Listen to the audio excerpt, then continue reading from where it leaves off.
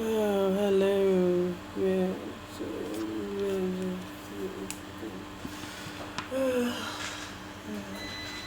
Off the heater.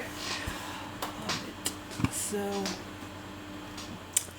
it's Wednesday, 20th of July, 2016. Yay. It's 12:30 p.m. I got up at 9 o'clock today. Yeah. Did my exercises, a little bit of voice practice, only about 3 minutes, but I'm starting. Try and be consistent. And, okay. Um, well, that's pretty much it. uh, yes, hopefully I can eat my salad for dinner. Yeah. So I'm going to continue with the with my what the hell? Yeah, with the reading thing, the reading thing. Yeah, I know not many people seem interested in this, but it's okay.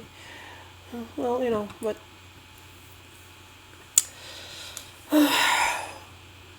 I want. I, I guess I don't have to make these videos. I can do this on my own, like not have to make them. But I like making them. Yeah, I like making them. So let's go to 19.5. I think we left at this 19.4. Alright, so 19.5 of the Uniform Conduct Practice and CPD Rules for Solicitors 2015. 19.5. A solicitor who has knowledge of matters which are within Rule 19.4, which is the when you seek an interlocutory relief in an ex parte application, you have to provide the court with some factual or legal matters which are within your knowledge, not protected by legal professional privilege, and you have reasonable grounds to believe would support an argument against granting the relief or limiting its terms adversely to the client. So even though it's adverse to your client, you still have to let the court know. It's about being open, fair, honest. Do not mislead the court. We're trying to, yes, you want to advance your client interests, but you have to do it within the context of the established legal framework. 19.5.1 must seek instructions for the waiver of legal professional privilege if the matters are protected by that privilege, so as to permit the solicitor to disclose those matters under Rule 19.4. So if certain matters are protected by legal professional privilege, you have to seek you have to get the client's permission to disclose them. And 19.5.2, if the client does not waive the privilege as sought by the solicitor, 1 must inform the client of the client's responsibility to authorize such disclosure and the possible consequences of not doing so, and 2 must inform the court that the solicitor cannot assure the court that all matters which should be disclosed have been disclosed to the court. So if the client is not going to waive the legal professional privilege in the circumstances outlined by Rule 19.4, you have to let the client know, hey, there might be negative, the court might make negative decisions against you, there might be negative consequences, and you have to tell the court that you cannot, there might be matters which you could not disclose because you could not seek the waiver of the legal professional privilege from the client. Again, it's about like trying to be transparent, open. which is accountability, which is a good thing. 19.6. A solicitor must, at the appropriate time in the hearing of the case, if the court has not yet been informed of that matter, inform the court of 19.6.1 any binding authority. 19.6.2 where there is no binding authority, any authority decided by an Australian appellate court, and 19.6.3 any applicable legislation known to the solicitor and which the solicitor has reasonable grounds to believe to be directly in point against the client's case. So you have a duty to the court to inform it of any binding authority. Authority means like a case, decided case, a rule, a precedent in a case which is relevant to your client's case. And if there is no binding authority, any authority decided by an Australian appellate court, which might be relevant, and any applicable legislation which is even against your client's case. So even you have to let the court know what the rules are. You know, because you don't want to mislead the court. You want to let the court know this is the law, and even if it's against your client, you still have to let the court know, because the aim here is to judge the client's case in terms of the applicable legislation. 19.7. A solicitor need not inform the court of matters within Rule 19.6 at a time when the opponent tells the court that the opponent's whole case will be withdrawn or the opponent will consent to final judgment in favor of the client, unless the appropriate time for the solicitor to have informed the court of such matters in the ordinary course has already arrived or passed. So if so if the opponent says they will withdraw the case or they will consent to final judgment in favor of the client, you don't have to inform of the court of the applicable rules and authorities, unless the time to inform the court of such matters has already arrived or passed. Right. So if you're conducting a case and during the process of conducting the case, the opponent decides to withdraw, and the time for you to tell the court of the binding authority has not arrived, you don't have to inform the court. But if the time to tell the court of any applicable rules has arrived and passed, and then the opponent later on tells that they're going to withdraw their case, or consent to final judgment in favor of the client, you still have to let the court know, because maybe by letting the court know of the binding authority, the opponent may have an opportunity to rethink their decision, and maybe they will not withdraw the case, because of maybe you let the court know that there's legislation against the client's case.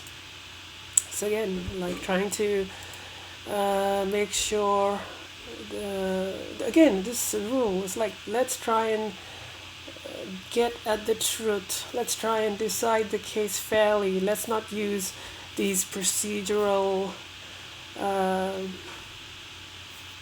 points to let your client get away, so don't let the court processes be used in such a way that your client can win a case. You know what I mean? So court procedures should not be the basis for deciding legal matters. The legal matters should be decided on the merits, on the substance. So so if the other party was not aware of this, let's say the other party was not aware of some authority or some legislation which was advantageous to them, if the time for letting the court know of that has come come to pass, you have to let the court know, and then the other party can become aware of it, and they go, oh well, I'm not going to withdraw my case now. um, 19.8. A solicitor who becomes aware of matters within Rule 19.6 after judgment or decision has been reserved and while it remains pending, whether the authority or legislation came into existence before or after argument, must inform the court of that matter by 19.8.1, a letter to the court copied to the opponent and limited to the relevant reference unless the opponent has consented beforehand to further material in the letter, or 19.8.2, requesting the court to relist the case for further argument on a convenient date after first notifying the opponent of the intended request and consulting the opponent as to the convenient date for further argument. So this is another way where if you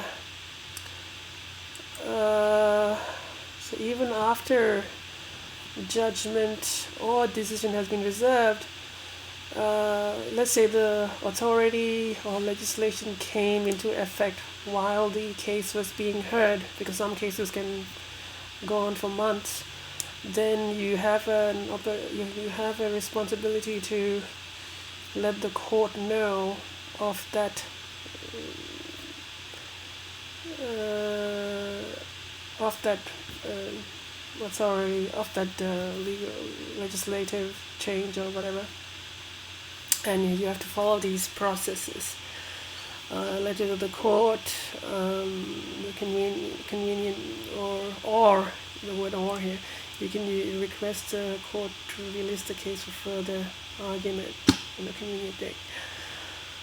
So these are some of the procedures to ensure fairness, so to ensure that people don't get away by some procedural trick or circumstance. 19.9. A solicitor need not inform the court of any matter otherwise within Rule 19.8 which would have rendered admissible any evidence tendered by the prosecution which the court has ruled inadmissible without calling on the defense.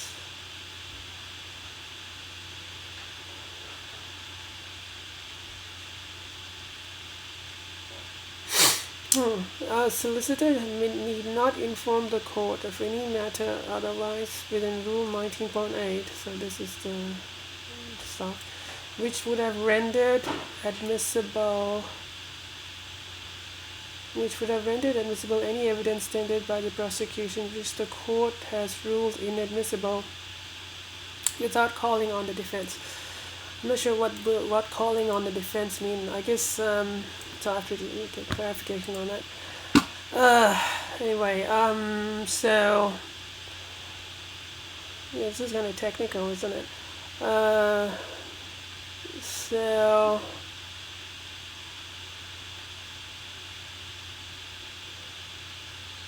So if the court has already ruled certain evidence inadmissible,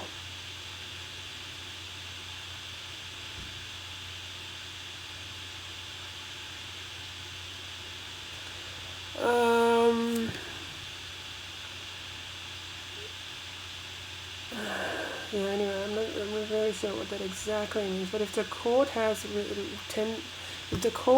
ruled certain evidence tendered by the prosecution to be inadmissible, and during the course of hearing the case, the defense becomes aware of authority or legislation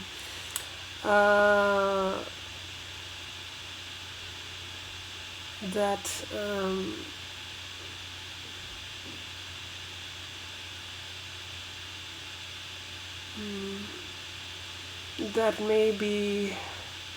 that may allow that evidence which has already been ruled inadmissible to become admissible. You don't need to inform the court of that authority or legislation without calling on the defense. You don't have to inform the court that yes, of that authority or legislation, unless in doing so you are given an opportunity to challenge the admissibility of that prosecution's evidence. I don't know. It's that I'm not really sure if that's the right interpretation, but it's a bit of a technical point there. 19.10. A solicitor who knows or suspects that the prosecution is unaware of the client's previous conviction must not ask a prosecution witness whether there are previous convictions in the hope of a negative answer. Okay, so that's it's interesting. So if you're acting for the defendant, and if you know or suspect that the prosecution is unaware of your client's previous conviction, you must not ask the prosecution's witness whether there are any previous convictions for your client, because in the hope of a negative answer, because that would be misleading the court, right? So if you ask the prosecution's witness in that circumstance, does my client have a previous conviction, and the witness says, let's say the witness doesn't know either, the witness says, I don't know, or no, then that will tend to mislead the court as to the true state of affairs. The true state is that your client does have a previous conviction. You don't have to tell the prosecution that, but you cannot ask the prosecution's witness in the hope of a negative answer. You know what I mean? So you cannot, you know your client has a conviction. The prosecution is not aware of this. You cannot tell the court that your client does not have a conviction, because that would be misleading the court. That would be lying to the court. And you should not also try and win an advantage for your client by asking the prosecution's witness, do you believe my client has a conviction? So that's an interesting way, the rule there. I wonder if that's been done in practice. Maybe that's why they have this rule. 19.11. A solicitor must inform the court of any misapprehension by the court as to the effect of an order which the court is making as soon as the solicitor becomes aware of the misapprehension. So even so the judge could, judges who are deciding the case or whatever, or making rulings or orders, if you think the court is making an order, and the order you believe the order is and you believe that the effect of the order is not being properly understood by the court, and you believe it was not a proper order, you have to let the court know. So you can, I guess, correct the court in that circumstance. 19.12. A solicitor must alert the. So again, that's about the goal here is to find the applicable law and apply it to the facts of the case. So if the court makes an error, you inform the court of that error. It's not about like you can't tell the court that it's wrong. No, but sometimes courts can make mistakes. Judges can make mistakes. So you can correct them if you're convinced that they have made an error. 19.12. A solicitor must alert the opponent and, if necessary, inform the court if any express concession made in the course of a trial in civil proceedings by the opponent about evidence, case law, or legislation is, to the knowledge of the solicitor, contrary to the true position and is believed by the solicitor to have been made by mistake. So again, if your opponent or the court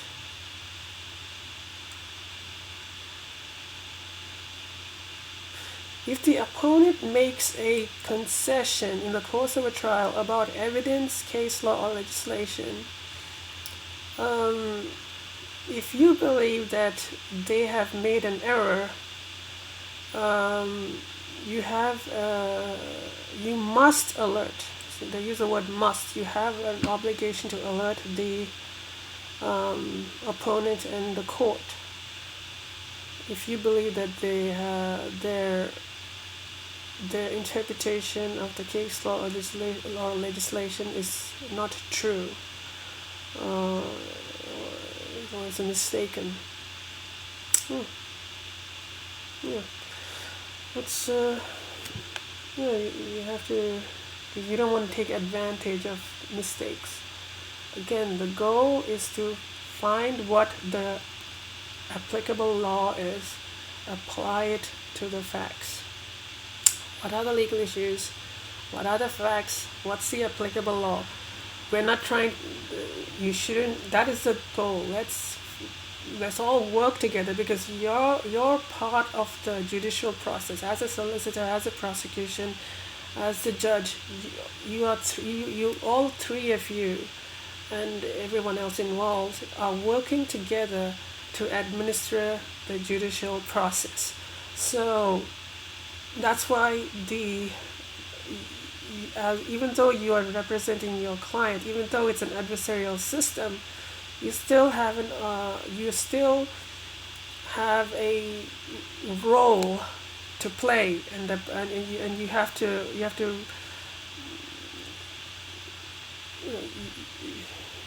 your role is necessary to the proper administration of justice.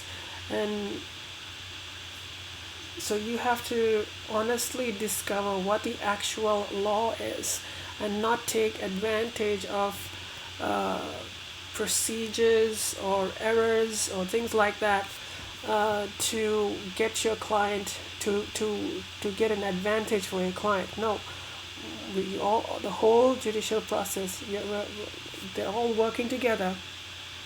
Judge, defense, prosecution, every other instrument, working together to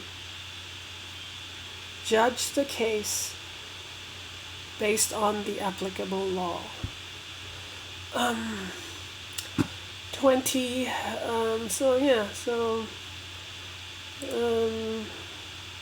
Anyway, I mentioned, let's say the delinquent or guilty clients. 20. Delinquent or guilty clients. 20.1. A solicitor who, as a result of information provided by the client or a witness called on behalf of the client, learns during a hearing or after judgment or the decision is reserved, and while it remains pending, that the client or a witness called on behalf of the client 20.1.1 has lied in a material particular to the court or has procured another person to lie to the court. 20.1.2 has falsified or procured another person to falsify in any way a document which has been tendered. Or 20.1.3 has suppressed or procured another person to suppress material evidence upon a topic where there was a positive duty to make disclosure to the court. Must. Here is a must. 20.1.4 advise the client that the court should be informed of the lie, falsification, or suppression and request authority so to inform the court. And 20.1.5 refuse to take any further part in the case unless the client authorizes the solicitor to inform the court of the lie, falsification, or suppression, and must promptly inform the court of the lie, falsification, or suppression upon the client authorizing the solicitor to do so, but otherwise may not inform the court of the lie, falsification, or suppression. Alright, so if you learn during the case, during the hearing, or after the judgment, or the decision is reserved and while it remains pending, that a client or witness called on behalf of the client has lied, falsified a document, or suppressed material evidence, you have to advise the client that the court should be informed of those matters and request authority from the client to inform the court, and refuse to take any further part in the case unless the client authorizes the solicitor to inform the court of those matters, and you must promptly inform the court of those matters after the client has authorized the solicitor to do so. But look at this phrase, but otherwise may not inform the court of the lie, falsification, or suppression. So even in that circumstance, if you're going to, if you discover that your client has lied, falsified a document, or suppressed evidence during, after a decision, or where the decision is reserved, I should check up on that, and while it remains pending, you can only inform the court of that, of those lies and all that, if the client has given you permission, authority to do it. If the client does not give you authority to inform the court of those matters, you have to refuse to take part in the case. But before you refuse to take part in the case, you have to let the client know, you have to inform the court. Because what this does is, let's say the client in that circumstance says, I'm not going to give you, let's say you've already informed the client that they have to tell the court, that you have to tell the court, and the client, as required by 20.1.4, but the client says, no, I'm not going to give you authority. In that case, you have to stop acting for that client. What this does is, this gives the client an opportunity to seek legal advice and legal representation from another solicitor or whatever. So their rights aren't going to be, so they still have an opportunity to conduct their case. But you shouldn't tell the court of that. 20.2, a solicitor whose client in criminal proceedings. So yeah, this is for criminal proceedings. A solicitor whose client in criminal proceedings confesses guilt to the solicitor but maintains a plea of not guilty. Okay, so here we go. This is the 20.1. I think this deals with delinquency, because lying and falsifying documents, suppressing evidence is a form of delinquency. 20.2 deals with guilty clients. A solicitor whose client in criminal proceedings confesses guilt to the solicitor but maintains a plea of not guilty. So this is after the proceedings have commenced. 20.2.1 may cease to act if there is enough time for another solicitor to take over the case properly before the hearing, and the client does not insist on the solicitor continuing to appear for the client. Okay, in that case, you can cease to act if there is time for another solicitor to take over the case, and the client does not insist that you remain. 20.2.2, in cases where the solicitor continues to act for the client, one must not falsely suggest that some other person committed the offense charged. So if you know your client is guilty of the offense charged, you cannot suggest to the court that someone else did it. 2, must not set up an affirmative case inconsistent with the confession. So you must not try to argue that your client is not guilty because you know they are guilty. 3, may argue that the evidence as a whole does not prove that the client is guilty of the offense charged. So you can argue that the evidence presented by the prosecution does not show beyond a reasonable doubt that your client is guilty. So you can make that argument that the prosecution's case is not strong. If the evidence is not strong, you can argue that.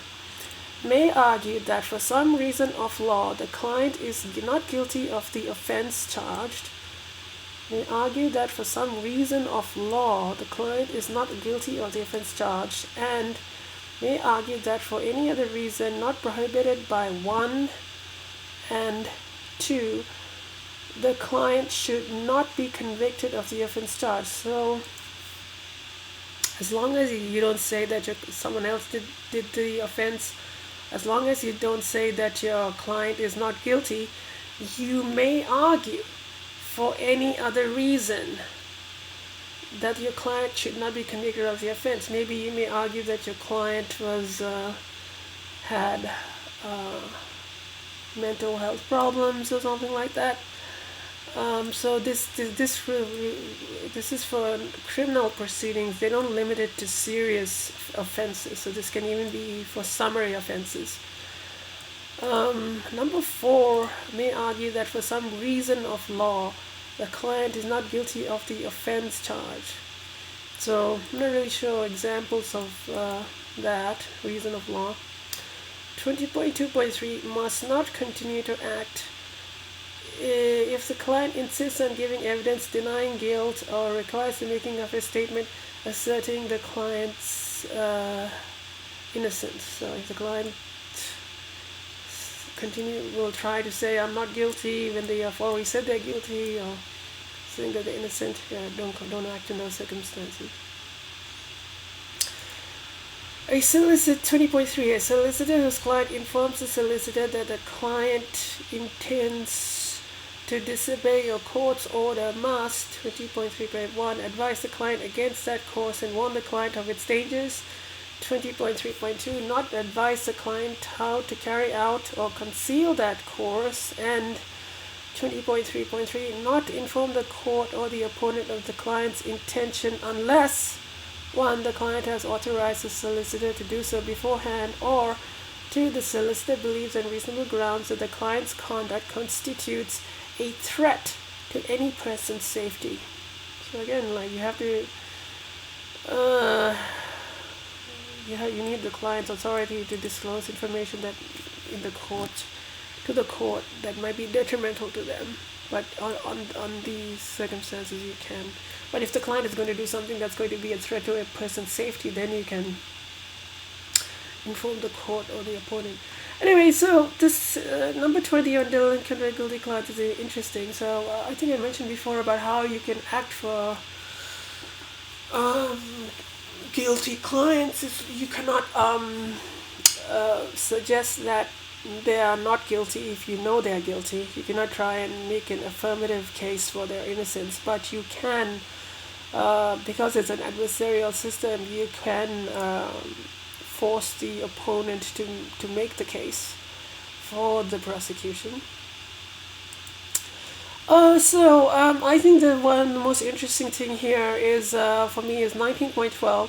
A solicitor must alert the opponent and, if necessary, inform the court if any express concession made in the course of a trial in civil proceedings by the opponent about evidence, case law, or legislation is to the knowledge of the solicitor contrary to the true position and is believed by the solicitor to have been made by mistake. So I think that was, I think I might have mentioned before that I thought that if the opponent makes a mistake, you don't have to correct them, but they use the word express concession. So you do have an obligation to correct them in civil proceedings. So that's this is for civil proceedings. In summary and in criminal proceedings, this is here. This one applies to probably both civil and criminal, because they don't specify. So I think, to me the revealing rule was 19.12. You do have to let the opponent know if they made a mistake. But if you take that again, that should be compared or contrasted with 20.2, where it says that you may argue that the evidence does not prove that your client is guilty. You may argue that by some reason of law the client is not guilty of the offense, or you may argue for any other reason not prohibited by 1 and 2 the client should not be convicted of the offense charged. Alright, so alright. So I'll leave it at that. I will start 21 next time.